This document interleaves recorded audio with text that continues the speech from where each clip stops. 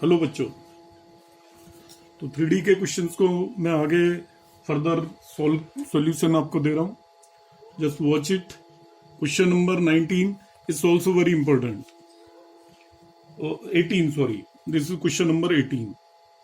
19 and 20 मैंने पिछले video में अपलोड किए थे। तो क्वेश्चन नंबर 18 को जरा देख लीजिए ध्यान से। यहाँ पे मैंने मेंशन किया हुआ है, find the distance of the point -1, -5, -10 from the point of intersection of this line and this plane।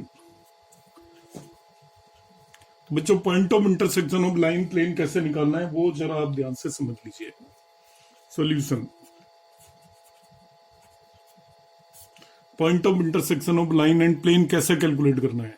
तो जो लाइन दी हुई है मुझे, इसमें राइट साइड लेफ्ट साइड में आर दिया हुआ है। I will write it as XI + YJ + ZK। ठीक है सर। और राइट साइड में आप क्या करेंगे, I, J और K के कोफिशिएंट्स को सेपरेट कर लेंगे। तो देखिए I की टर्म यहां से 2I आएगी और यहां से 3 लैम्डा आएगी। तो I will write it as 2 + 3 lambda I। अब कई क्वेश्चन में कर चुके हैं तो आप सीख चुके होंगे। ऐसे ही J की टर्म यहां से -1 आएगी, यहां से 4 लैम्डा आएगी। तो I will write it as -1 + 4 lambda J। और ऐसे ही K की टर्म यहां से आपका 2 आएगी और यहां से 2 लैम्डा आएगी। सो 2 + 2 लैम्डा K। अब आप दोनों तरफ IJK के कोफिशिएंट को इक्वेट कर दीजिए। इक्वेट करेंगे कोफिशिएंट्स ऑफ IJK।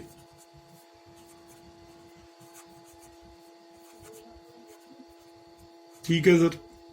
तो I के कोफिशिएंट लेफ्ट साइड में X है और राइट साइड में आएगा 2 + 3 लैम्डा।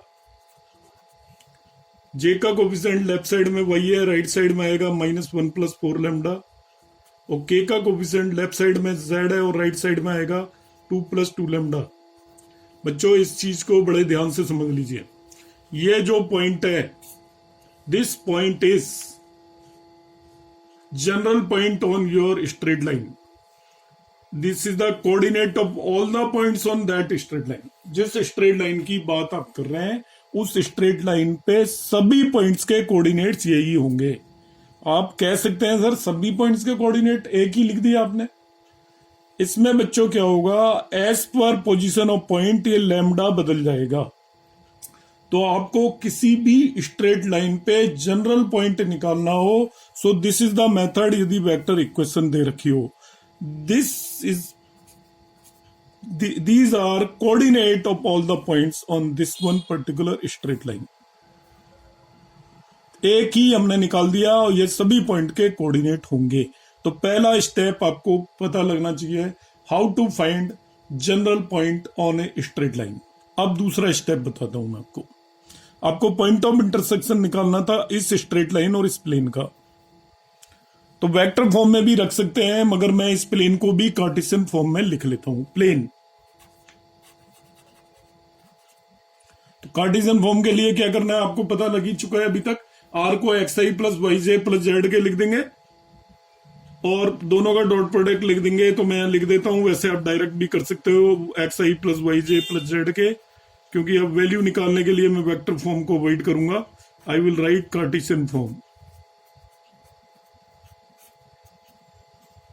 तो ये आपका सिंपली X - Y + Z = 5, ये आपकी प्लेन की इक्वेशन होगी। अब ध्यान से सुनिए, ये स्ट्रेट लाइन इस प्लेन को इंटरसेक्ट कर रही है।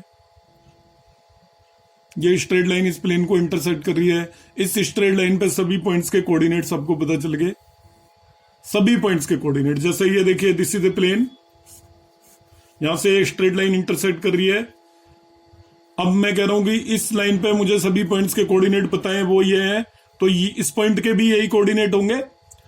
तो यही पॉइंट ऑफ इंटरसेक्शन होगा दोनों का, क्योंकि स्ट्रेट लाइन पे सभी पॉइंट्स के कोऑर्डिनेट यही हैं। तो ये प्लेन पे भी लाई करेगा जब दोनों का पॉइंट ऑफ इंटरसेक्शन है। तो this one particular point will satisfy the equation of plane. Point 1, जब लाइन प्लेन को इंटरसेक्ट कर रही है तो point 1 will lie on the plane. On the plane concept समझ लीजिए। ये पॉइंट प्लेन पे भी लाई करेगा, because this is not a single point. जितने भी पॉइंट है लाइन पे, इस पॉइंट का कोऑर्डिनेट भी यही है, इसका भी यही है, इसका भी यही है, इसका भी यही है, और उनकी पोजीशन के हिसाब से लैम्डा की वैल्यू अलग अलग आएगी। मगर इस पर्टिकुलर केस में this line is intersecting this plane, तो जिस पॉइंट पे इंटरसेक्ट करेगी उसके कोऑर्डिनेट भी यही होंगे। तो दिस वन पर्टिकुलर पॉइंट यदि इंटरसेक्ट प्लेन को कर रही है इस पॉइंट पे, तो this point must lie on the plane, तो इसको प्लेन पे लाई करा दीजिए। लाई का मतलब एक्स वाई जेड की वैल्यू रख दीजिए। तो आप रख रहे हैं तो ये आएगा 2+3 लैम्डा। ठीक है सर, 2+3 लैम्डा आ गया। वाई की वैल्यू रख दीजिए, माइनस वाई आएगा -1, ये हो गया -4 लैम्डा। जेड की वैल्यू रख दीजिए 2+2 लैम्डा = 5। कैलकुलेट कर लेते हैं, तो लेफ्ट साइड में केवल लैम्डा बच गया, और ये आपका हो गया लैम्डा 0 आ गया। यहाँ पे इधर आया 5 लैम्डा -4 लैम्डा, लेफ्ट साइड में आपका आ गया 5 = 0। तो लैम्डा की वैल्यू 0 यहाँ पे रख दीजिए। तो लैम्डा की वैल्यू 0 रखते ही दोनों का जो पॉइंट ऑफ इंटरसेक्शन आ गया, पुट इन 1, जो पॉइंट 1 है उसमें रख दीजिए। तो x2 हो गया, y -1 हो गया, और z = 2 हो गया। तो बच्चों, in this way we can find the point of intersection between line and a plane.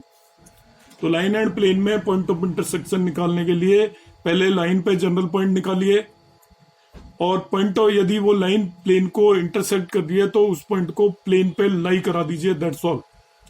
2, -1, 2 is point of intersection. अब क्वेश्चन में ज्यादा कुछ नहीं है, कह रहा find the distance of point this from the point of intersection. तो आपको एक्चुअल पॉइंट भी पता चल गया, पॉइंट ऑफ इंटरसेक्शन भी पता चल गया। एक्चुअल पॉइंट है -1, -5, 10, और दोनों का पॉइंट ऑफ इंटरसेक्शन है 2, -1, 2। तो दोनों के बीच का डिस्टेंस फॉर्मूले से निकाल दीजिए। It is √of x2 - x1 square plus y2 - y1 square plus z2 - z1 square. Square लेते टाइम साइन तो इनसिग्निफिकेंट हो जाता है, 9 + 16 + 64। तो what ever it comes, that would be your answer. So in this way we can solve this one particular question. Now come to the next one. Question number मैं बाकी सारे आपके ज्यादातर एक्सप्लेन कर चुका हूं। 15 क्वेश्चन मैं यहाँ पे एक्सप्लेन करूंगा आपको। Question number 15।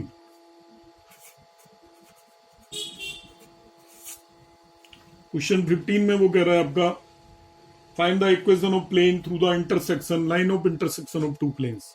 तो टू प्लेन के लाइन ऑफ इंटरसेक्शन से पास होने वाले प्लेन की इक्वेशन आपको पता है, P1 + लैम्डा P2 = 0 होती है। P1 एक प्लेन है, P2 दूसरा प्लेन है, दोनों के इंटरसेक्शन से पास होने वाले प्लेन की इक्वेशन P1 + लैम्डा P2 = 0 होती है। ठीक है सर, तो देखिए हम क्या करते हैं, तो मैं इसको वेक्टर फॉर्म में कन्वर्ट कर लेता हूं पहले प्लेन को। ये आपका r.i + j + k vector form में ही दिया हुआ है, तो मैं इसको कार्टेशियन फॉर्म में कन्वर्ट करूंगा। तो x + y + z -1 = 0 आ जाएगा। ये तो प्लेन हो गया P1। ऐसे P2 प्लेन दे रखा है आपको r.2i + 3j - k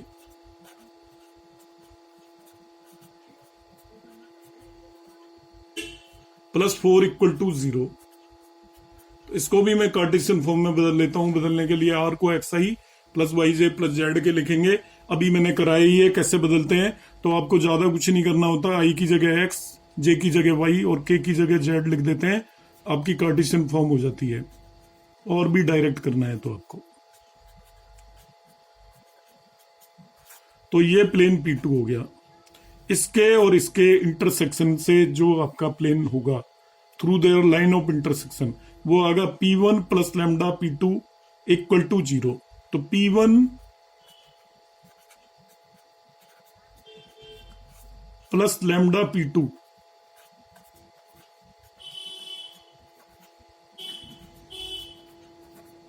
this will be the plane through the intersection of this and this. खत्म नहीं हुआ मगर अभी। अब आगे वो कह रहा है इन दोनों के इंटरसेक्शन से प्लेन निकालना है, and it is parallel to X axis. तो जो ये प्लेन मिला है ये कह रहा है it is parallel to X axis.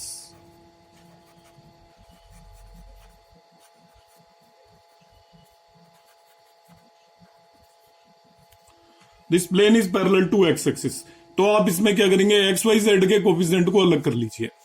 X का कोफिशिएंट बच्चों आएगा, अलग करेंगे तो एक्स इंटू 1+2 लैम्डा आएगा, एक्स इंटू 1+2 लैम्डा। वाई का कोफिशिएंट आएगा वाई इंटू 1+3 लैम्डा, यहां से वाई लिया, यहां से 3 लैम्डा आएगा, plus Z into 1 minus lambda, और कांस्टेंट टर्म को अलग कर दीजिए, दैट वुड बी यहां से -1 आएगा और वहां से 4 लैम्डा आएगा। ये हमारा डिजायर्ड प्लेन हो गया। लैम्डा निकालने के लिए वो करा है this plane is parallel to X axis. तो एक्स एक्सिस के डायरेक्शन रेशियोज निकाल लीजिए, direction ratios of X axis.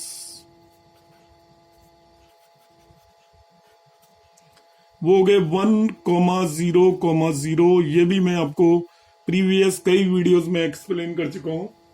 X axis के डायरेक्शन रेशियोज 1,0,0 होंगे। आप कहोगे सर कैसे, नहीं पता हमें। तो मैं आपको बता देता हूं कैसे एक्स एक्सिस के डायरेक्शन रेशियोज 1,0,0 होंगे आपके। एक्स एक्सिस के डायरेक्शन रेशियोज कोसाइंस भी ये होते हैं। एक्स एक्सिस का मतलब है, मैं यहाँ पे एक्सप्लेन कर रहा हूं एडिशनली, ये एक्स एक्सिस है, ये वाई एक्सिस है, ये जेड एक्सिस है। एक्स एक्सिस के खुद के निकालने हैं, ये वाई एक्सिस से 90 डिग्री एंगल बनाएगा, जेड एक्सिस से इट विल फॉर्म 90 डिग्री, और अपने आप से एंगल बनाएगा 0 डिग्री। तो डायरेक्शन कोसाइन होते हैं cos of the angle a line makes with the X Y and Z axis respectively. तो एक्स एक्सिस अपने आप से 0 डिग्री बनाएगा, वाई एक्सिस से 90 डिग्री, और जेड एक्सिस से भी 90 डिग्री बनाएगा। इसलिए इसके डायरेक्शन रेशियोज आपके हो गए 1, 0 एंड 0। तो हमारा plane parallel to X axis था। अब ध्यान से समझे जरा, ये हमारा प्लेन था और ये पैरेलल टू एक्स एक्सिस है। तो जिसके पैरेलल है ये एक्स एक्सिस, उसके डायरेक्शन रेशियोज 1, 0, 0 है। एक्स एक्सिस है।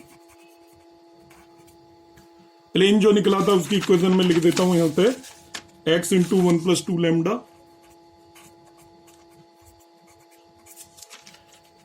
प्लस वाई इंटू 1+3 लैम्डा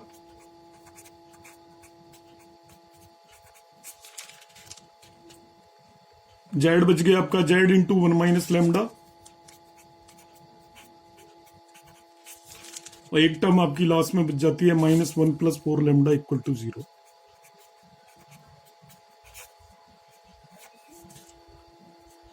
तो ये आपके डायरेक्शन रेशियोज हो गए इस लाइन के 1, 0, 0। और इस प्लेन के परपेंडिकुलर लाइन के डायरेक्शन रेशियोज यहां पे पता चल जाएंगे। वो 1+2 लैम्डा हो गया परपेंडिकुलर लाइन के डायरेक्शन रेशियोज, दूसरा 1+3 लैम्डा हो गया, और तीसरा आपका 1 माइनस लैम्डा हो गया। कोई भी प्लेन जब इस फॉर्म में दे रखा हो, ax plus by plus cz plus d equal to 0, तो abc उस प्लेन के परपेंडिकुलर लाइन के डायरेक्शन रेशियोज होते हैं। abc उस प्लेन के परपेंडिकुलर लाइन के डायरेक्शन रेशियोज होते हैं। अब समझिए जरा, ये इस लाइन के डायरेक्शन रेशियोज हैं और ये इस लाइन के डायरेक्शन रेशियोज हैं।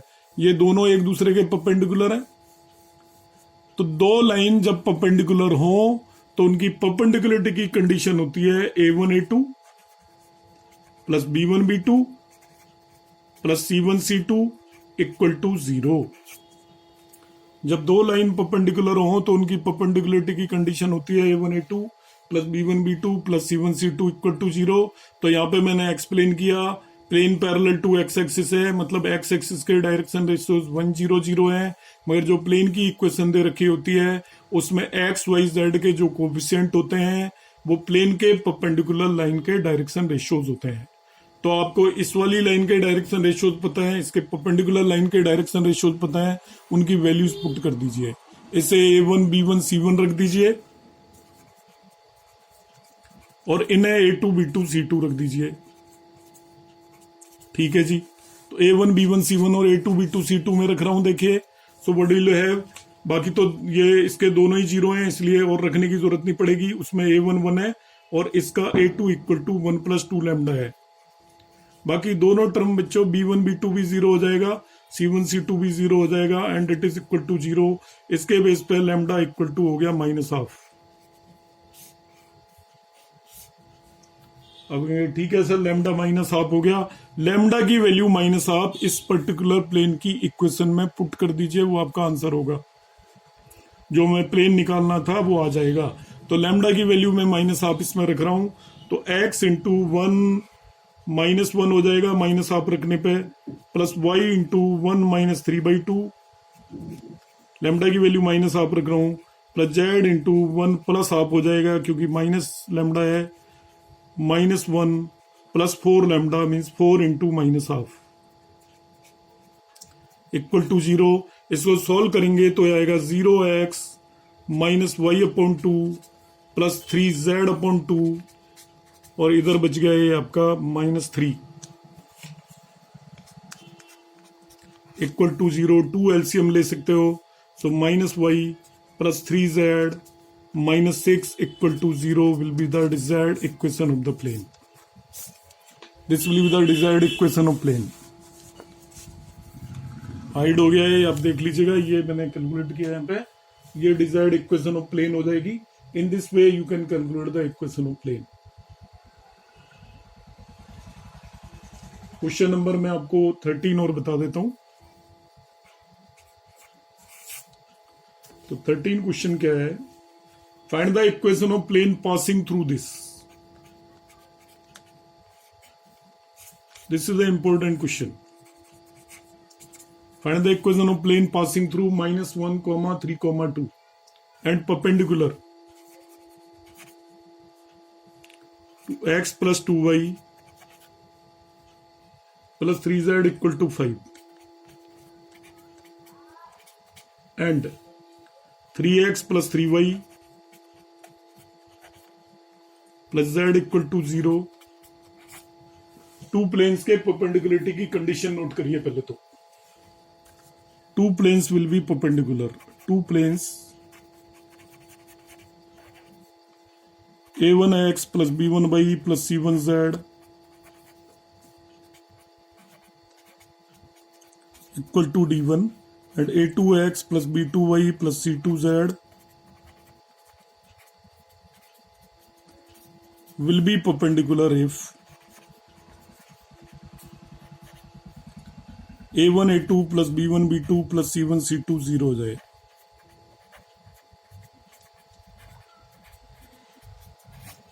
ये एक फॉर्मूला आप नोट कर लें। टू प्लेन्स कब परपेंडिकुलर होते हैं? Two planes will be perpendicular if a1 a2 plus b1 b2 plus c1 c2 equal to 0 हो जाए। मुझे एक प्लेन की इक्वेशन चाहिए थी जो इस पॉइंट से पास हो रहा है, तो मैंने इक्वेशन लेट कर ली। Let equation of plane is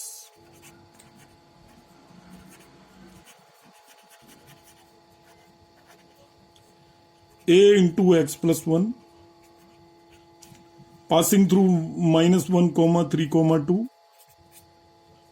plus b into y minus 3 plus c into z minus 2 equal to 0। ये प्लेन हो गया आपका। क्यों माना है ये? क्योंकि किसी भी पॉइंट से पास होने वाले प्लेन की equation a into X minus x1 plus b into Y minus y1 plus c into z minus z1 ही होती है। एबीसी मुझे पता नहीं है, एबीसी पता चल गया तो मुझे प्लेन पता चल ही जाएगा। मगर अब क्या करना है देखिए, एबीसी निकालने के लिए ये जो प्लेन है मेरा 3, ये 1 के परपेंडिकुलर है। दिया हुआ है क्वेश्चन में 3 is perpendicular to 1। 3 is perpendicular to 1।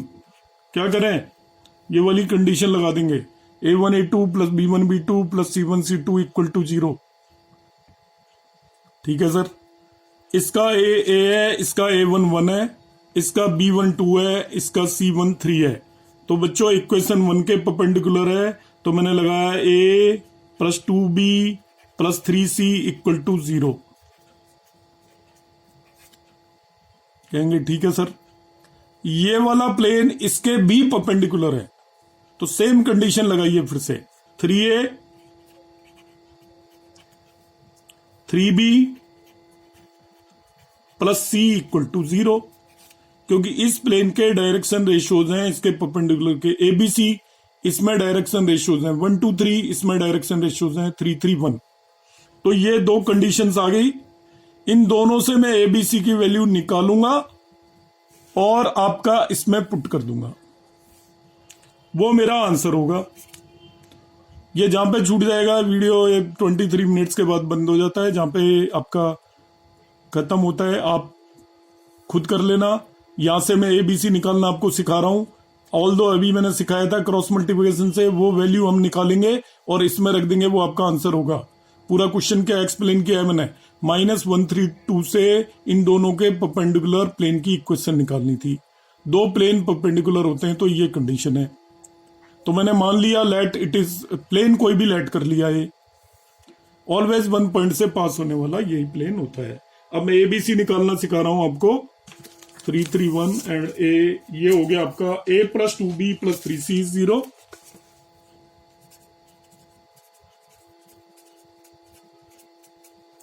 And 3a + 3b + c = 0। अभी जैसे निकाला था आपने, एग्जैक्टली वैसे निकालना है आपको एबीसी की वैल्यू। तो हम क्या करेंगे, a upon equal to -b upon equal to c upon a upon हम लिखेंगे, a छोड़ दीजिए लेंगे, और आप this into this that is 2 minus this into this -15 हो गया, -b upon this into this 1 minus this into this, c upon c को छोड़ दीजिए, आप ऑलवेज लेफ्ट टॉप से लेना है आपको। 1 into 3 that is 3 minus 2 into 3 that is 6। ये माइनस नहीं है, ये गलत ले लिया मैंने, कहां पे, -b अपॉन इट इज 1 -9, ठीक है। तो आपका क्या आ गया, a अपॉन -13 इक्वल टू हो गया b अपॉन 8 इक्वल टू हो गया c upon it is equal to 3 + 6 9, 3 - 6। ABC की वैल्यू आ गई, इसको इक्वेशन 1 में पुट कर दीजिए।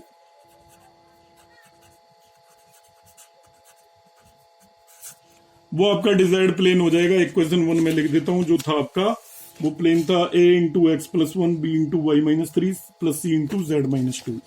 a × x + 1, a means -13 × x + 1 plus b means 8 × y + 2 y - 3 and z - 2।